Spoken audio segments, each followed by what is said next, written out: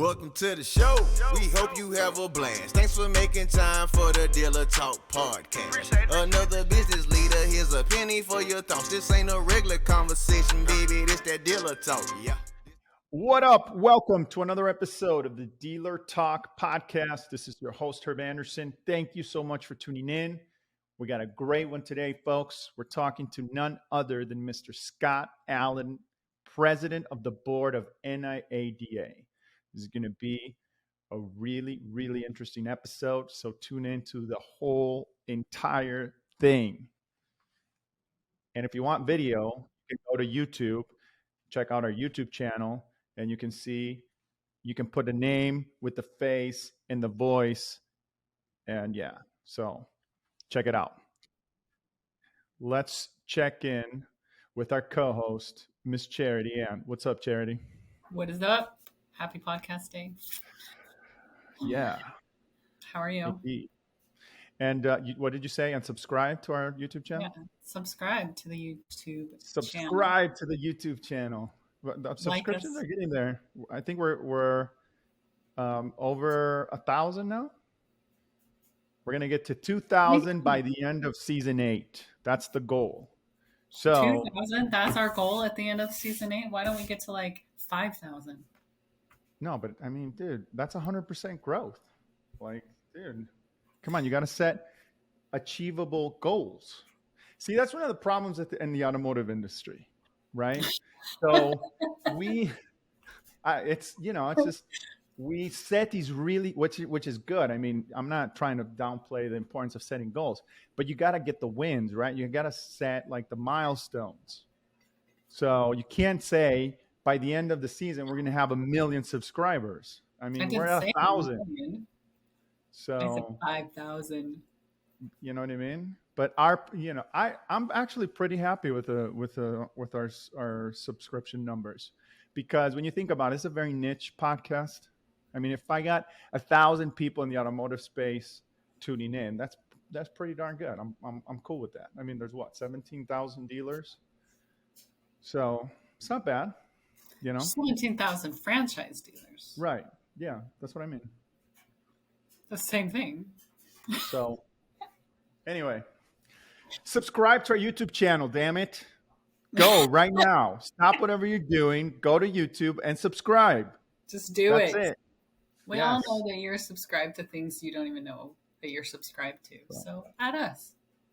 I mean, if you're listening to the podcast on a regular basis, you might as well subscribe to the YouTube channel. Just saying. That's our sales techniques right there. Yeah. Mm-hmm. It's funny when I first started the podcast, I was like anti all this stuff. I was anti ads. I was anti subscription and all the vanity stuff.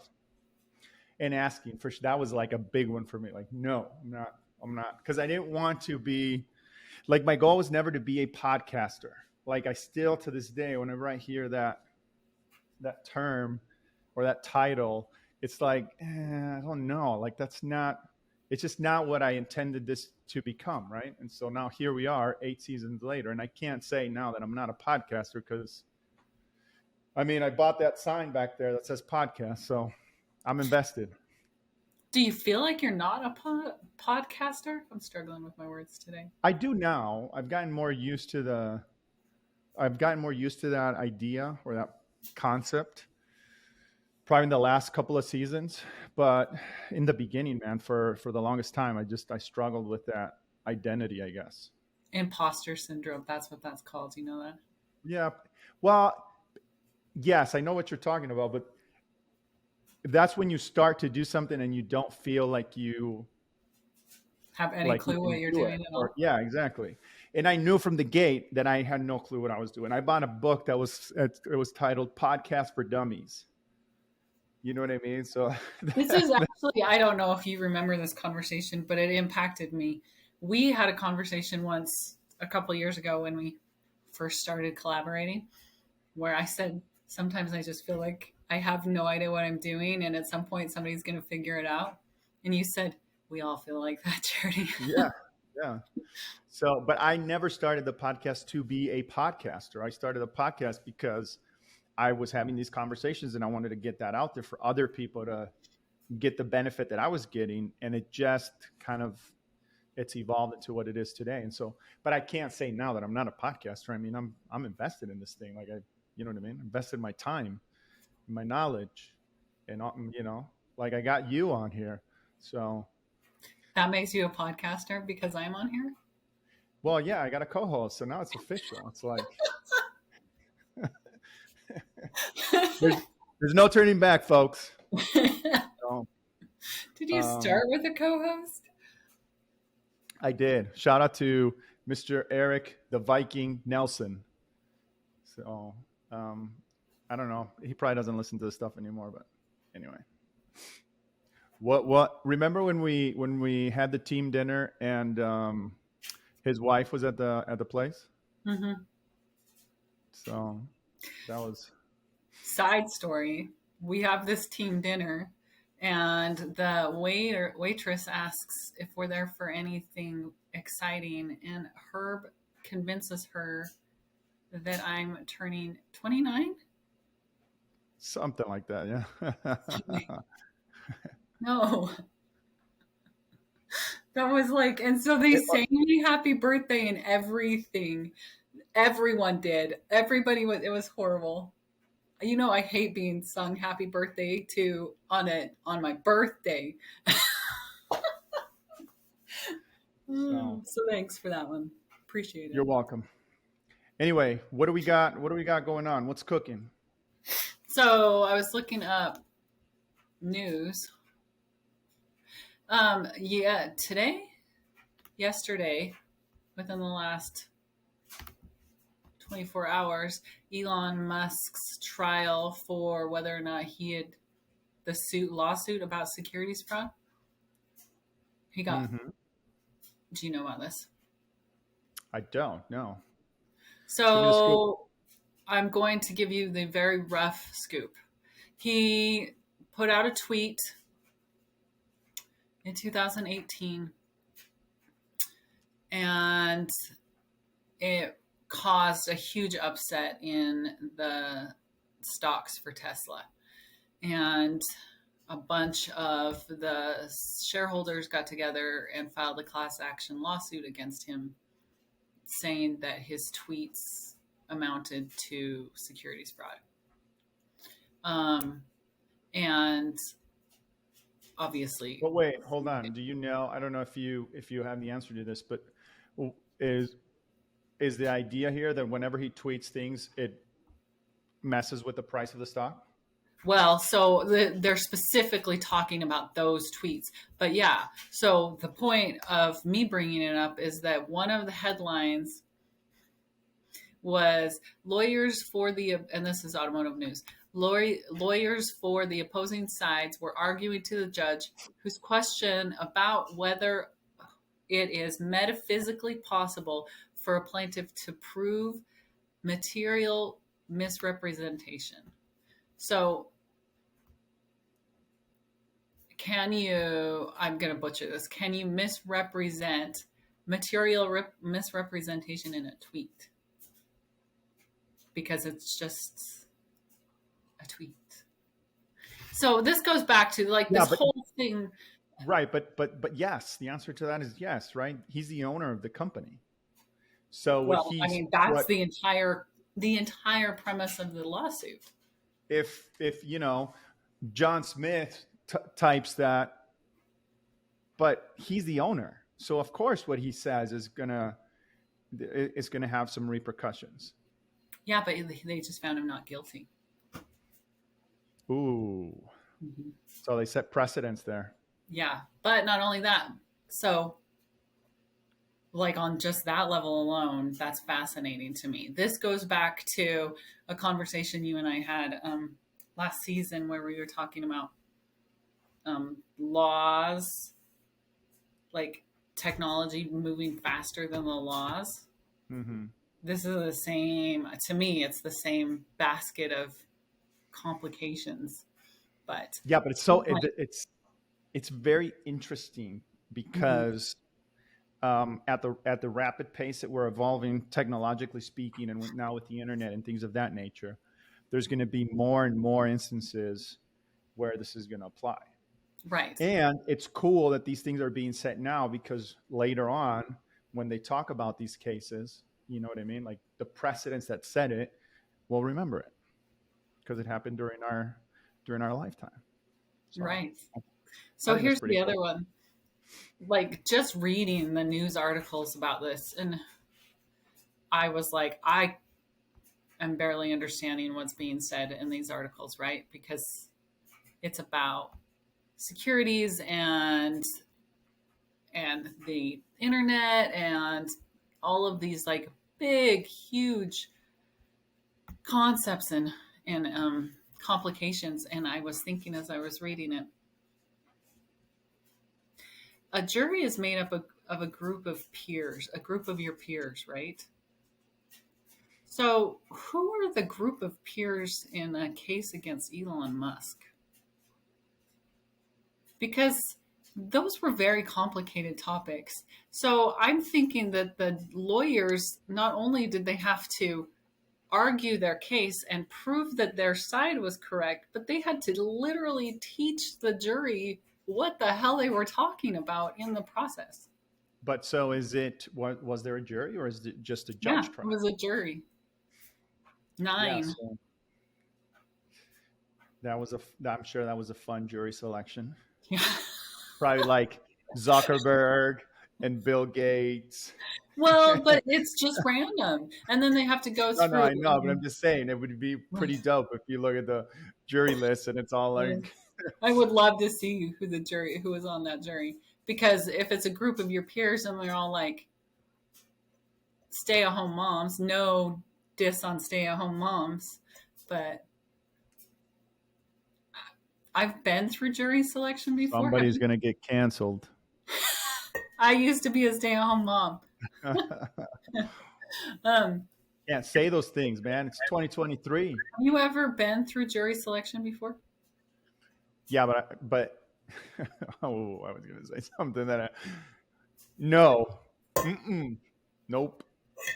You've never been through jury selection? Yeah, I have, but I've always wanted to be chosen, and I just never. I think my eagerness and excitement to be on there is what gives me the boot.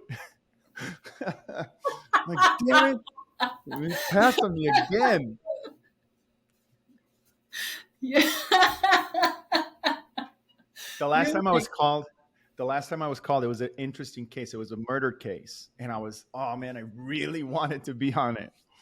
And I was so, like, I remember, like, they're talking about the case, and I kind of was smiling a little bit because I was like, dude, this could be really good. You know, I just want, but yeah, no, I think they noticed that. They were like, dude, get this guy out of here. He's a little too eager to be on the. I have been through it twice. It's called voir dire, is what it's called. And I had just had one of my kids, and I was, not that everybody wants to know this, but I was nursing him. And one of the other ladies that was in the jury selection, like, made this big fuss about how she couldn't do jury duty because she was nursing her baby. And so the judge let her go. And then he's like, anybody else? And I was like, I didn't want to say that I was, because I wanted to be on the jury. And he's like, you can go too. And I'm like, no, I'm fine. Like, I'm okay. And he made me go. Yeah. It's funny how that works, right? The people that don't want to be on there, like, they get picked. It's like, oh, you don't want to be on here? Good. You, sir. Yeah. So that's the trick. If you don't want to be on a jury, just look really eager. I think the next time I get it, I'll be like, I'll probably play that card. I'll be like, no, I don't want to be on here. Do not pick me. And they'll be like, you, sir. And I'll be like, yes. Secretly. Fooled you. I wanted to be on here. Okay. All right. Well, on to a new subject. So shout out to Elon. Whoop, whoop. Woo woo.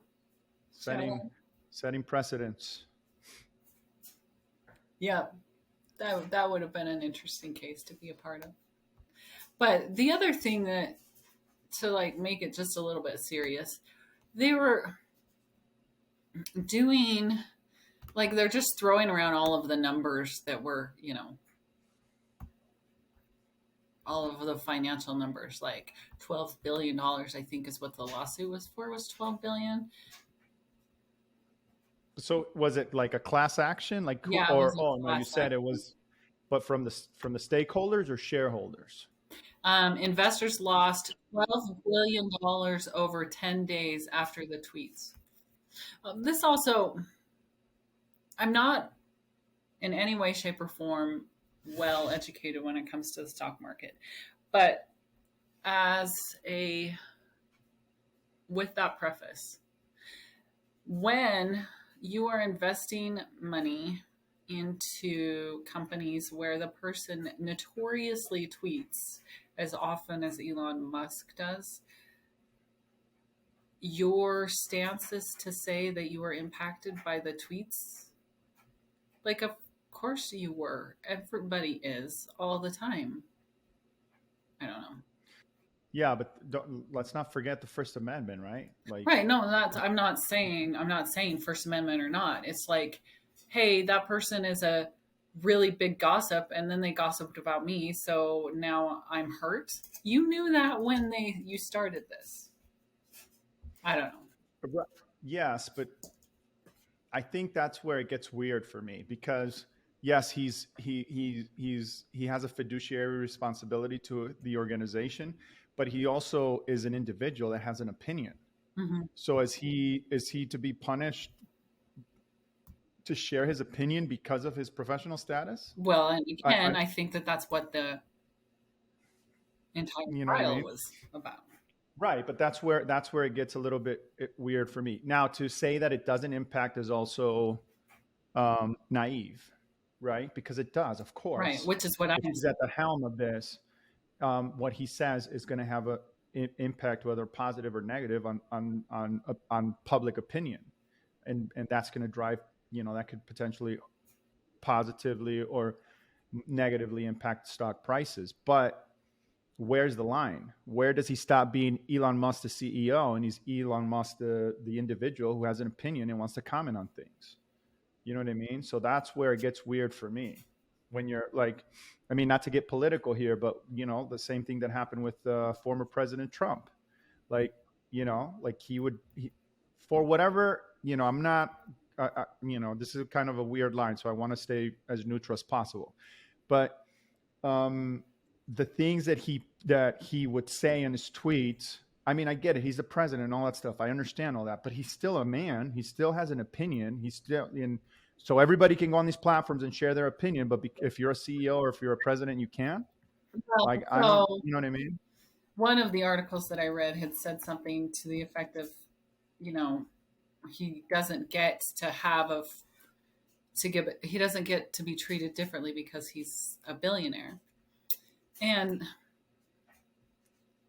you have, in my opinion, when you are that big, like Trump or Musk or any of them, there is a very, very, very fine line between personal and professional life. And you have to be aware of the fact that what you're saying publicly absolutely impacts economies. Like, yes, I'm not disagreeing with that, but there is, I mean, these are all new things because social media and these platforms, it's not like they've been around for many generations, right? This is all new for everybody. Yeah, but it's also not like Elon Musk doesn't hire people to help him know what to say online. I mean, Adele has people that tell her what to say online, and but we don't know that. Maybe he doesn't. Maybe he answers all his tweets himself. I don't know. You know what I mean? So my point is that because this is all new, and we're users of the technology, right? So I feel like there's there's partially responsibility from people that are utilizing the platforms, but at the same time, you can't expect this high, I don't know, threshold or this high expectation when to censor yourself. You know what I mean? See, and I Because you're think still. that there is, I would not be surprised if there was case law out there that disagreed with you. Well, I'm sure there is, and that's my point. We don't know what this is. So, okay, so these platforms are there for you to express yourself and for you to, voice your opinion. But if you're in a certain status or in a certain position, then you're excluded from using the platforms. No. You know what I'm saying? Like, it just seems weird. It's not Like, weird. if they're there Well, for you to voice your opinion and say what you want to say, then say what you want to say. Okay, so Right? I think we've got two different things So going on. One, being excluded from using a platform is not what we're talking about right now. But wait, you're saying that I'm not confusing things. We're not talking about two different things. We're talking about the same exact thing. My point is that just because you're a CEO of a company shouldn't exclude you from using the platforms. Yes, what you say matters, and yes, what you say is going to have an impact. But you're still an individual. It's not like you're on Twitter CEO. You're on Twitter, man. You know what I mean? You say what you want to say, just like anybody else on the planet. Yeah, and that's what the platform is there to do. Who has to suffer the consequences of what they're saying impacting things. What I say impacts my life and might impact the lives of the people around me, but I don't have the influence that Elon Musk has. So what he says doesn't just impact him and the people around him, it impacts everyone. And he has But is that absolutely? I get it. I get that. But is it fair? Is it fair? That's my point. Is it fair? That's the thing, right? I don't know. And again, there's no precedence here. There's no, I understand that, with certain level of professional achievement or whatever, yes, what you say matters. And it is impactful, not just to yourself or your circle, but beyond that. But is it fair? You know what I mean? Is it fair for people like him to censor themselves and not say what they really want to say because of, you know what I mean? The platform is there for a reason. That's what it's used for. Anybody else can go and use it that way, but people like him can't. And that's just, it doesn't make sense. Well, okay, two things. One, fair annoys the hell out of me. Two, yeah, I don't think it's a matter of it being fair or not. It's a reality that you have a responsibility at that level to be careful of what you say. However, I also think that it is extremely dangerous to censor people who have the ability to impact so much because they, for better or worse, they see the world entirely different than the rest of us. And that gives them the ability to problem solve in ways that most of us don't know how to do. And they should have the ability to say that kind of stuff online without fear of reproach or loss. And not just that, but it exposes them too. Maybe they are unfit or unqualified for the position. Right. So it exposes them to a certain degree, and that's not necessarily a bad thing. I'm not comfortable with the fact that, and the more we're talking about it, the more it becomes clear in my mind that I'm not comfortable with the fact that there's these underlying or restrictions.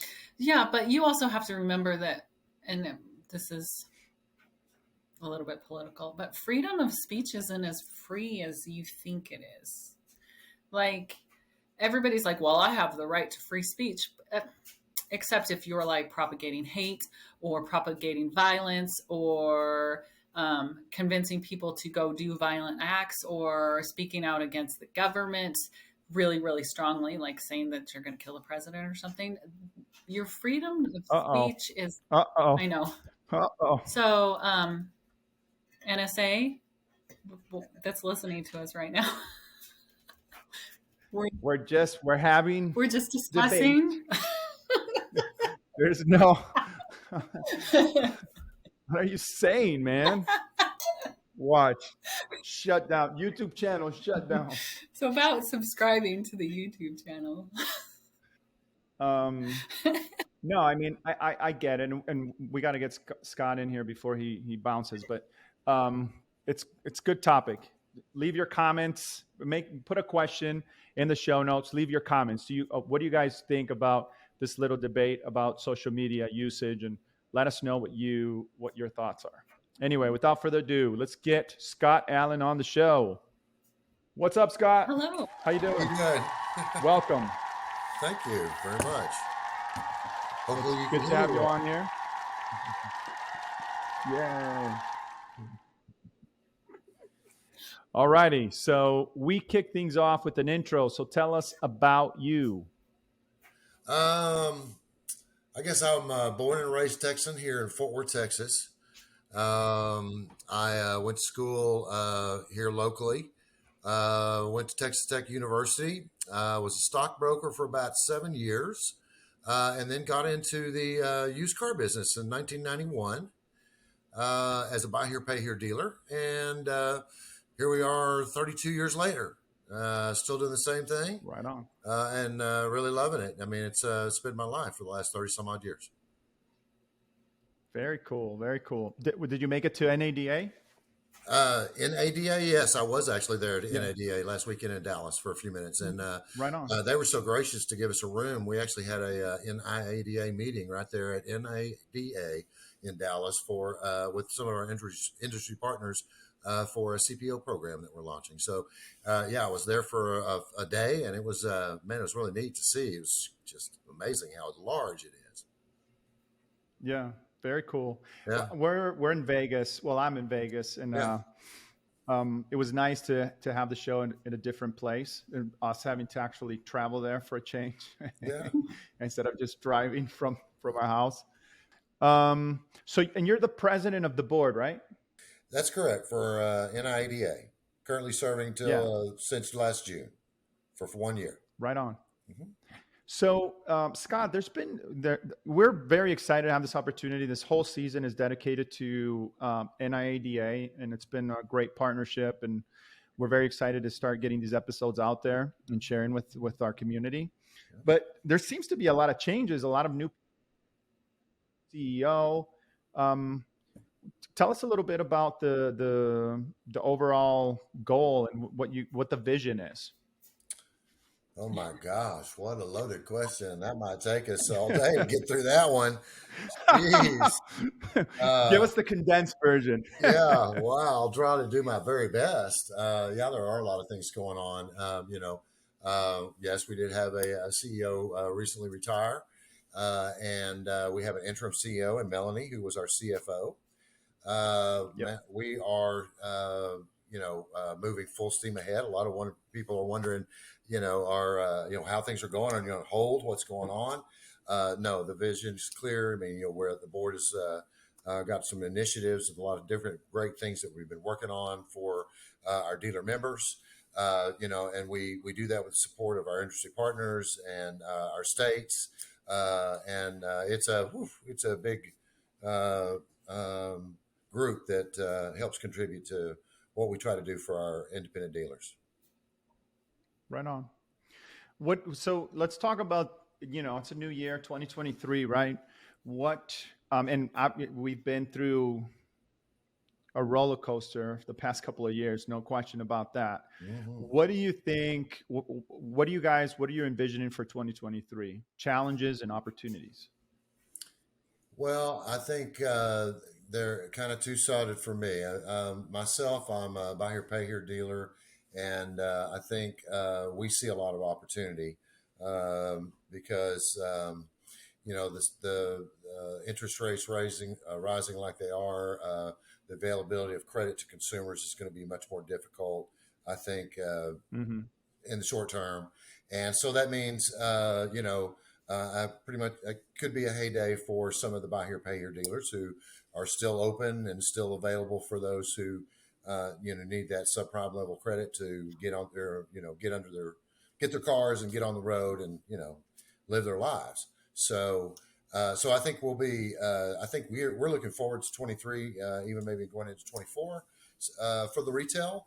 With the tightening of credit and the cost of capital and all those kind of things, and if you're leveraged, it's extremely difficult times right now for some of those. Yeah. In the very higher end of the segment of automobiles, it's recently dropped, significantly over the last few months, just over in the upper end of cars, 20 up to 23, 19 in that range. And some of the banks are calling in, because of that quick drop, they're calling for, to meet covenants and things because of, so it's going to be a difficult year for some, depending on their financing opportunities.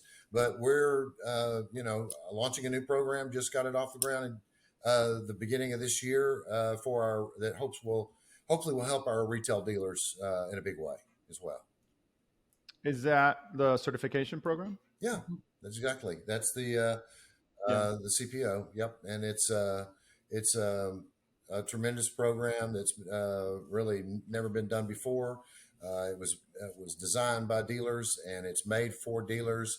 And we really think it's going to be one of the something that's going to really help our retail dealers in the coming year. Help them stand out, sell a better quality car, and actually be able to maybe make a little extra money on it because of that, because they're actually putting that kind of product out. So, for sure. No, we were talking about this yesterday with our And guest. We had Ed. Yeah. Oh God! Well, you had the experts there. Yeah.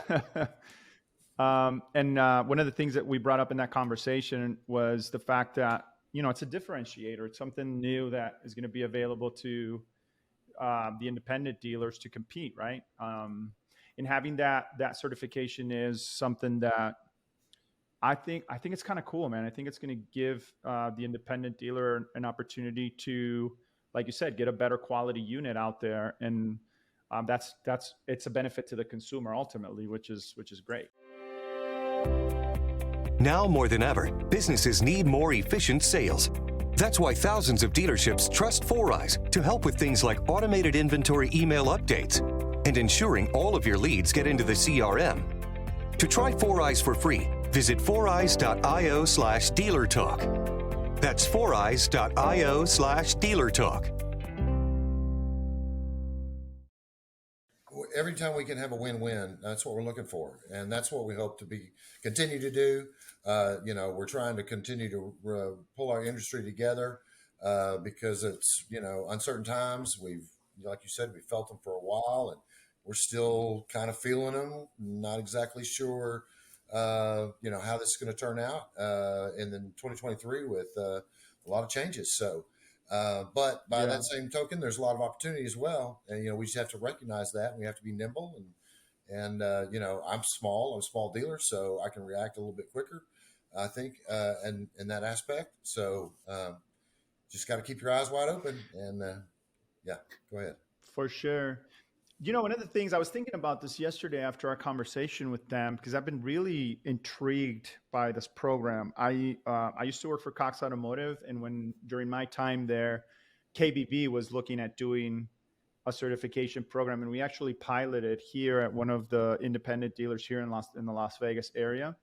For some reason, they ended up killing the program, never did. But I always thought that would be something cool to be able to offer our dealer customers. And I was thinking about this yesterday a lot. Like, I think one of the extra benefits, or maybe the underlying benefits of this program that we haven't really thought of, is the stigma, what it's going to do to the reputation of the dealers, right? Because this program is going to not force, but it's going to encourage dealers to put a better quality unit out on the road, and that's going to help with some of these bad perceptions that consumers have with dealerships in general. So I think it's something that's going to benefit the community as a whole. And I'm really, really excited for this to kind of kick off, be out there and become something that is recognized by the consumer. You know what I mean? Like, ultimately they know that, hey, if your vehicle has this badge, or however you guys are presenting it to the public, then you know that this is a car that's been through a rigorous process, and you're getting a better quality car. Yeah, man, I don't think you could have said it any better. I could have said that any better, but I'll just say that one of the things that makes this thing unique is there, some of those industry partners that we've all brought together that are collaborating together and make this happen. Number one, there are four administrators for the warranties that you can choose from, and we may be able to add others to that instead of just one. There's a platform for transparency, just like you just talked about with the consumer. That's a digital inspection that can be shared digitally online as well, Mm, about how this car was reconditioned, how it was brought up to the standards that it is today and ready for sale. So again, I agree with all those things. I mean, when we have the Technic shops portion of it, which it makes 15, I think it's 1,500 shops around no, it's 15,000. Around, I'm not the expert in all of this, but the Technic shops around the country that can help service these cars, bring those up to standards. And that Carketta program is what really makes it stand out, with that transparency of what really is happening in this multi-point inspection, and what is really covered and what has changed and what work was done on this car, and all being transparent, showing photos, videos, all of that yeah. portion that the consumer can see. So, yeah, it's just it's been completely reimagined. It's really a great thing, and looking forward to our dealers being able to participate in it as quickly as possible. It's ready to go right now. So That's awesome. yeah. Yeah, we're putting links to the PDF Mm-hmm. in the show notes of all the episodes, so that anybody listening to this that wants to get some more information on it, they can just click it and download it. So the other thing that brings up is, and I wanted to get your perspective on this. I totally had this question yesterday in my mind and it slipped, but I'm seeing this as I want to say innovative thinking, and something that I can't see it only benefiting. I can't see any downsides to this. What about used car leasing? Is that something that's on the roadmap? I've talked oftentimes on the show about that. I think that's something that is also missing. I don't know. Just what are your thoughts on that? Do you think that that's something that could potentially be in the future? Or No, it's already happening here, actually, at what I would call especially at my level, at the buy here, pay here. We also have the lease here, pay here dealers, and it has oh, grown right a on. lot. Yeah, it's grown a lot over the last several years. It's even a better option in my state, which it wasn't 15 years ago. As some laws have changed, some things have made it so it's much more attractive now, even in my state. So lease here, pay here is a real thing, and it's growing. And some of our largest dealers and are very active in our committees and with the board are lease here, pay here dealers. So it is growing portion of that segment. I think it's also going to be a growing portion of the leasing. I mean, of the retail segment as well, because I just see that as another thing besides all the other facets of the business does, including service and all that can benefit the consumer and a dealer. But especially leasing is something new. It's not new at all. It's been Mm-hmm. around forever, but in the independent space, it's much more an accepted practice. And now, I mean, it's really getting that message out to the consumer that you can lease this used car too and save money. Yeah, I thought for COVID that would have been a great alternative for customers. Like, hey, we know we don't have the car that you want right now or whatever because of inventory, but why don't you lease this car until we find the car that you want? And that way, you know what I mean? I don't know. I just thought that could be an extra way for dealers to make some cash and put some of these units out on the road, and then give yourself some time to find that car that the customer really really wants. I don't know. I like the to me, it's very attractive, the premise of options. Give the consumer as many options as possible.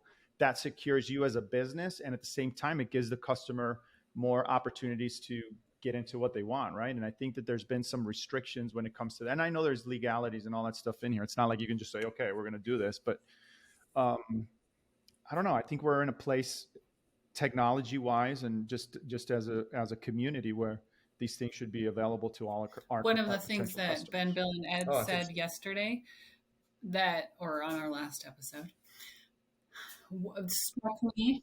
It was Which was yesterday. yesterday. Struck me, and I've been mulling it over since because it just blew my mind. Was that they're seeing more like 680s being rejected at the franchise dealers and them having to come to the buy here, pay here's and the independent dealers in order to get funded. And if you've got, that's me. Like I'm in that threshold. So, and I just bought a car. So I was like, whoa. And if one of the problems with that is that you don't have on the independent side, there were no certified vehicles or there's no leasing options or any of those things, then you're taking these people who were anticipating having these options and then all of a sudden they feel like they can't. And so what you guys are doing is offering, I imagine that it creates a long-term customer base that essentially just got rejected by the bigger dealerships. And now they're coming to the independent dealers and they're like, oh yeah, we'll take care of you. And that sounds like a really great way to hold on to a customer for a long time, in my opinion. I completely agree. Absolutely, 100%. And as I mentioned, I could give you a couple of great lease here, pay here dealers right now, and again, I've seen that in my business too, because I will take a credit score all the way down into the below 500, like say 480, and my typical customer used to be 15 years ago a 550 to 560, and that's kind of where it is now. Come back to. And anyway, I also have customers that are in the 700s that come buy cars from me too. They just like the program. They like the cars that I have. They like the price range that I keep, and they like the short-term financing. And because they usually have decent credit, we can certainly work out an excellent deal for them as well too. And they trust you. So, they do. They trust me, and I'm in the community. Everybody knows me. I've been involved in my community for the whole time I've been here. I've been here for 30 years. So, I've been involved with the city. I do things I can for the community, my church. The NIADA, the Independent Auto Dealer, and every chance I get.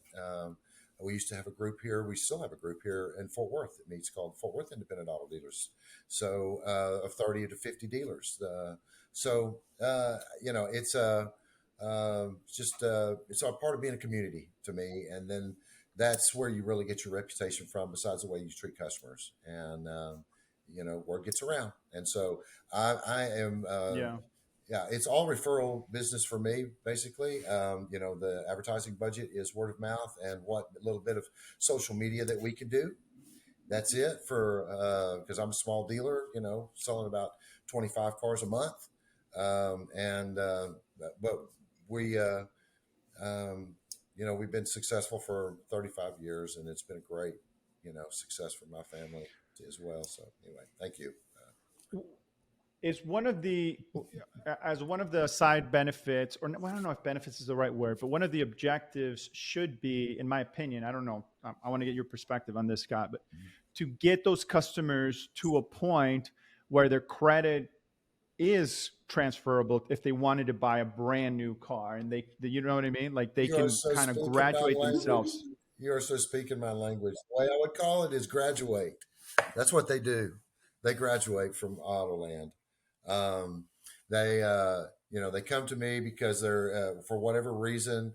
There's a lot of things that can happen in a person's life that brings them to Autoland. We treat them just like anyone, with respect and like a family member. I mean, that is the key. It's all about relationships when it comes straight down to it, especially in my business.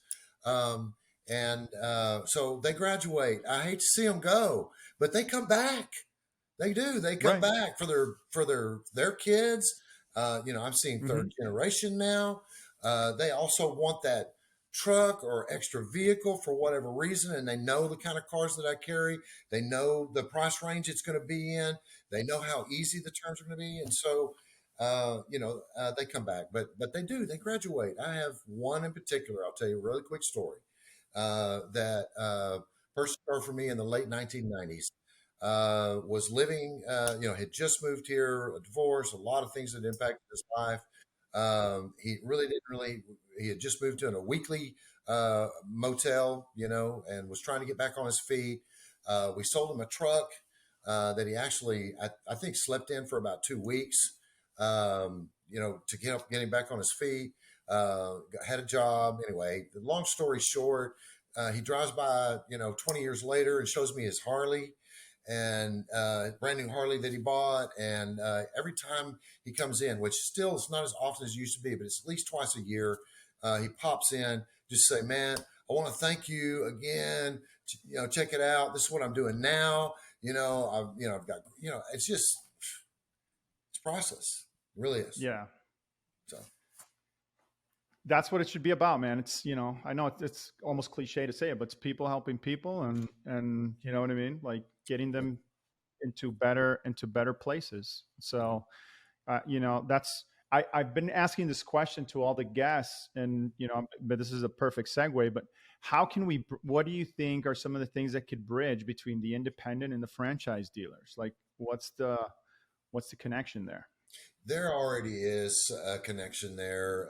We worked hard, I think, several years back as we put together our policy conference in Washington, D.C., and began having our own lobby day there, which has been going on now for maybe a little better than 8 years or right around 7 or 8 years.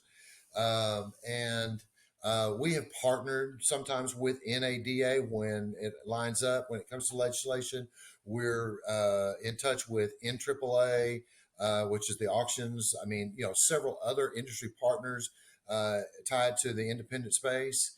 And we do share information when there's a chance for us now to collaborate or to work together on a project. We look to do that. I mean, we're not always going to be looking at the same things. We're still operate in really just two completely different spaces, sort of, except for we're both in the used car market and compete sort of there in a way with even the franchise dealers. But we have franchise dealers who come to our show, I mean, and join our association for that used car side of it too. So, I mean, I just think there's always a way to collaborate and work together when those things can align and we can agree that it's something that benefits, or we can both, it's a win-win. And so, I see that already sort of happening. I hope that we can take that to, a better level, continue to grow with that. Yeah, no, for sure. I mean, again, I'm attracted to competition. I think that's healthy. That's capitalism, and that helps everybody. Yeah. So it's good to see those independent dealers. I mean, look at CarMax. Look at the people that it's not, you're not limited because you're an independent dealer. Like you can take this thing all the way, right? So, and that forces, again, I'm a big believer in our industry, and that competition makes everybody better.